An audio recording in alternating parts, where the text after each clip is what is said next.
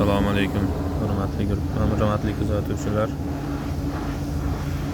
Biz karcherani remont qilamiz. Bu karcherimizda shatuni sinib ketgan. Shatun sinish sababi avtol bo'lmagan, shuni hisobiga singan.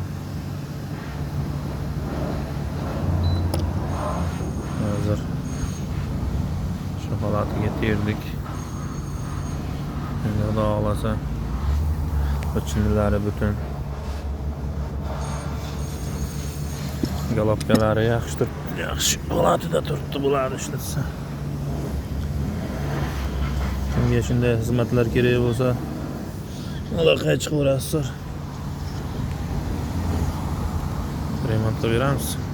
Manzil Qashqadaryo viloyati Kulbala tumani Sho'rqo'da qishlog'ida. Albatta endi boshqa viloyatlarni bilmayman, endi shu o'zimiz atrofdagilar.